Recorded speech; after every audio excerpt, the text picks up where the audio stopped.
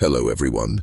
Before we start, make sure to like and subscribe to the channel and leave a comment with where you're from and what time you're watching. That way YouTube will keep showing you stories just like this one. Tonight's story is not one you'll find in school books. It's the kind of truth whispered in barns, told only after midnight, when the crickets drown out the silence and no one dares to write it down. A family secret so dark, so tangled in shame, that it was buried for generations. But some secrets have a way of clawing themselves back to the surface. This is the story of a girl who carried a baby, only for the town to realize that child was also her brother. Not a rumor, not a ghost story. A truth that became so twisted, so unbearable, that it scarred an entire bloodline forever. It happened in the shadows of rural America, in a farmhouse no one dares to approach today. If you drive past it now, the windows are boarded, the porch collapsed, the air still heavy with the stench of something you can't quite name. But if you stop long enough, locals say you'll hear whispers drifting from the rafters, voices repeating the same words. The baby was her brother. How did something like this happen? How could a family fold in on itself so tightly that love turned into something grotesque, something unspeakable?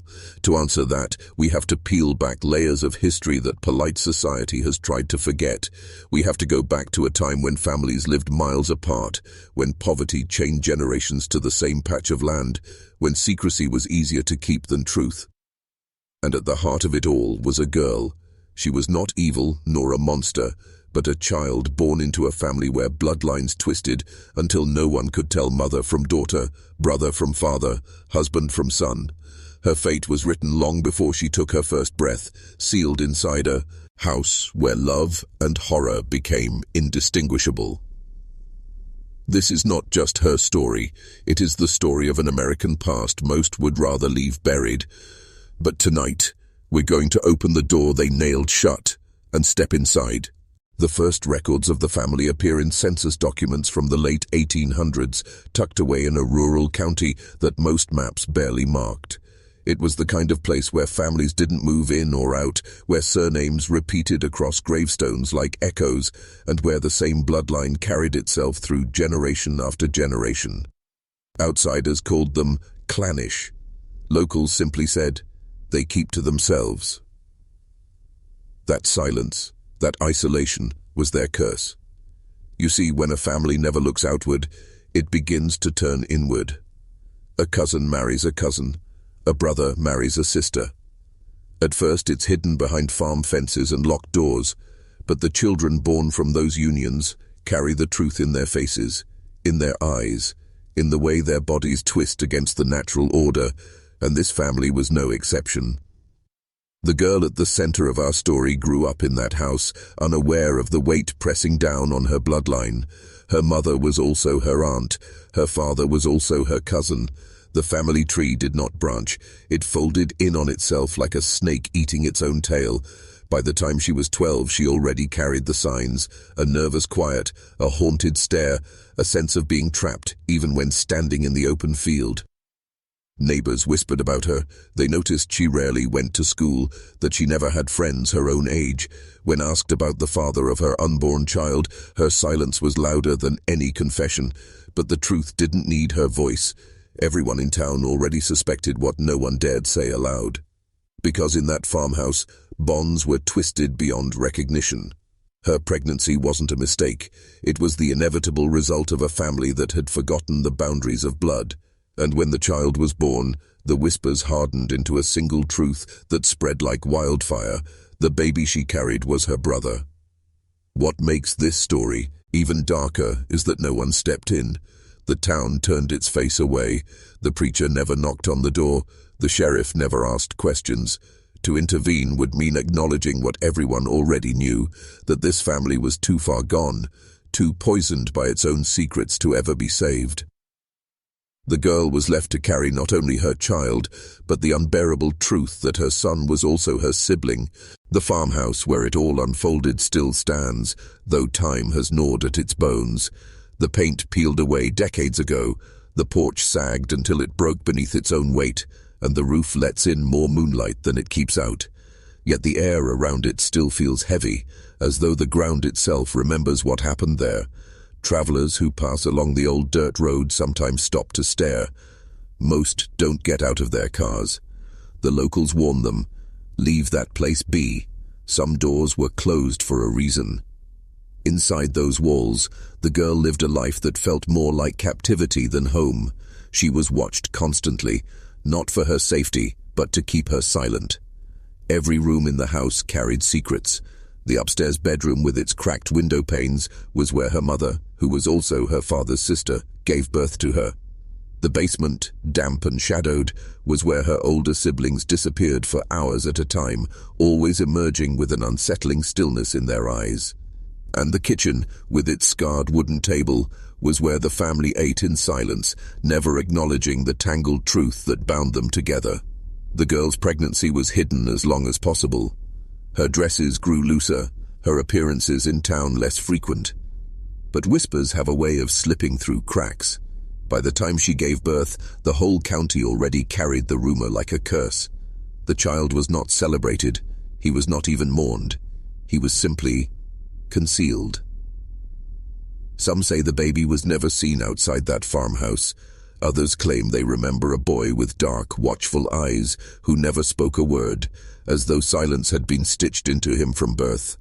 Whatever the truth, the fact remained undeniable. Her child was her brother. The blood that should have divided them was the very thing that chained them together. Generations of secrecy had led to this moment, a breaking point in a family line already fraying at the edges, yet instead of intervention, there was only silence. The neighbors who muttered behind curtains, the preacher who prayed from a distance, the sheriff who drove past without slowing down, none of them dared to face the truth. They left the girl alone with her child, her shame, and the weight of a legacy too twisted for most to imagine. And so the story remained hidden, waiting for someone brave enough to drag it into the light. The tragedy of this story isn't just in the act itself, it's in the silence that followed. Silence from the family, silence from the town, silence from anyone who might have stopped it. That silence was its own kind of violence, more corrosive than any blade, because it allowed the cycle to continue. The girl became a mother before she was even grown, but in truth, she was still a child herself. Her days blurred together, feeding her baby, avoiding her father's gaze, living under the heavy roof of secrets she was too afraid to name. There was no laughter in that house, no singing, no warmth, just the sound of footsteps in creaking hallways and doors that were always half closed, as though the family feared what might escape if they were left open. People in town noticed her absence, but they rarely asked questions. They'd grown used to that family being different, strange, otherworldly in a way that made their skin crawl. Some said it was God's punishment for their sins. Others believed the land itself was cursed, trapping the family like insects in a jar. But no matter what explanation they whispered, they all agreed on one thing: they wanted no part of it. And so the girl carried on. She raised her child in the same suffocating silence in which she had been raised. But the child, her son-brother, was different. From the beginning, there was something unsettling in the way he watched her. His eyes followed her every move with an intensity too sharp for a child. He didn't cry often, he didn't laugh, and when he finally spoke his first word, it wasn't Mama, it was her name. That moment haunted her for the rest of her life, because it reminded her that this was not a normal child, and this was not a normal family.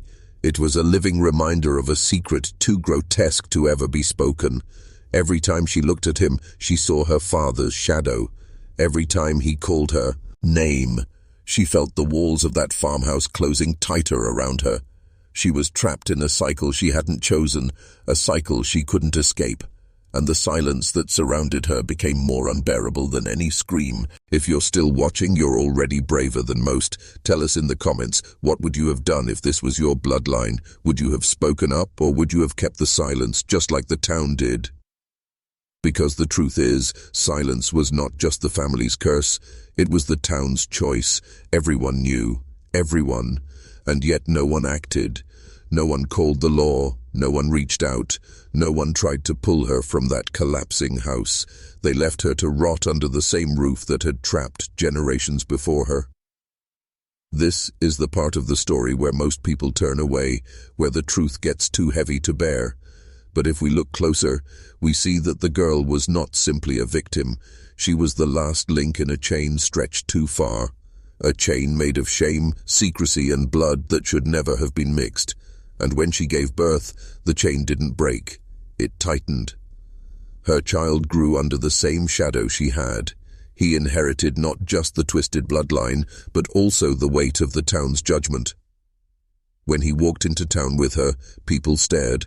Some pitied him, others looked at him with quiet disgust, as though he was less than human, a mistake carved into flesh.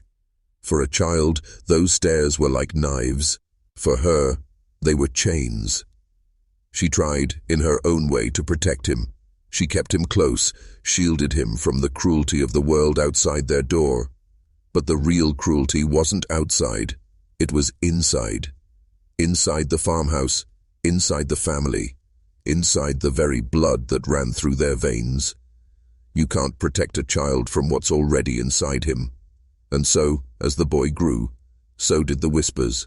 People said his eyes were too sharp, too knowing. They said he had the look of his grandfather, the same man who was also his father.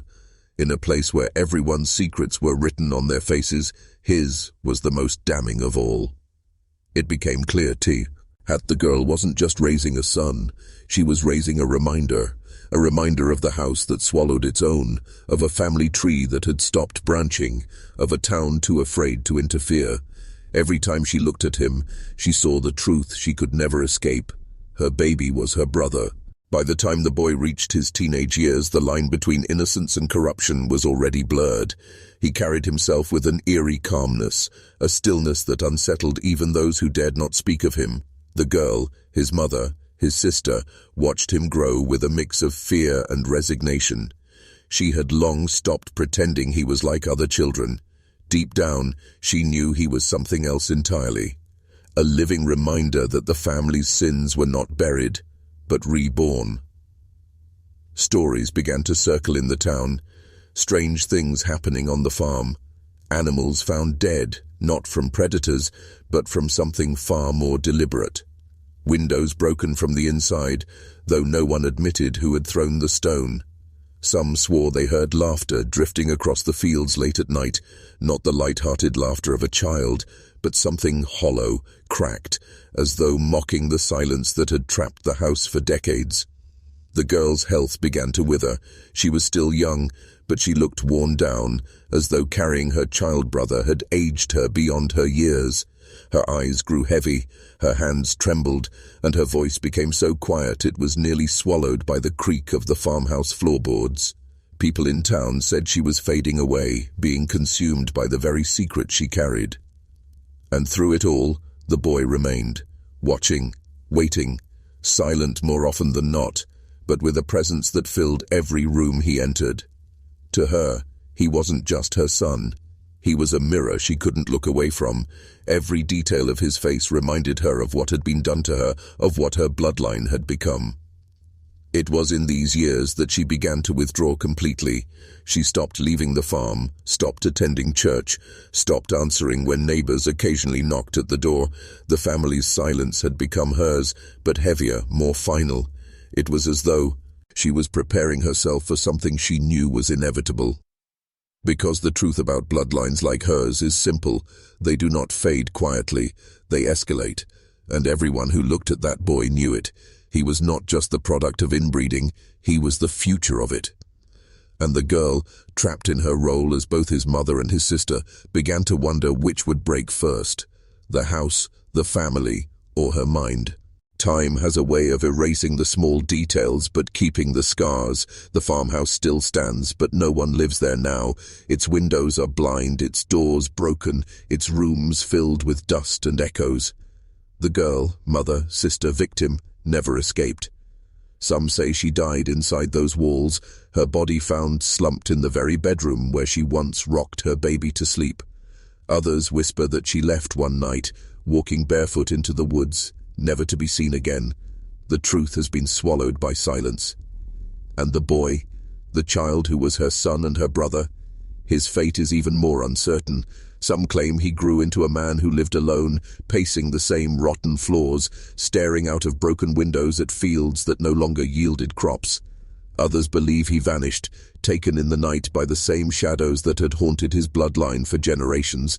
There are even those who say he still walks among us, carrying a secret so heavy it bends his very presence, as though shame itself follows him wherever he goes.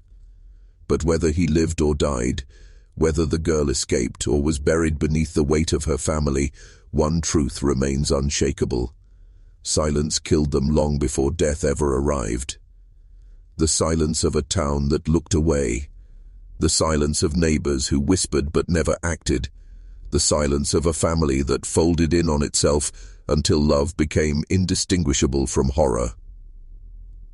When you stand on that dirt road today and look at the farmhouse, you feel that silence pressing against your chest. It lingers, heavy, suffocating, like the house itself is begging you to leave before you hear too much. Because if walls could talk, those walls would tell you the same thing the town tried to bury. Her baby was her brother, and that truth is more haunting than any ghost story. So when you hear whispers of forgotten houses, of bloodlines that never branched, of families so wallowed by their own secrets, remember this story, not because it is rare, but because it is closer to us than we want to admit. History has a way of repeating itself, and some legacies are not written in books, but in blood.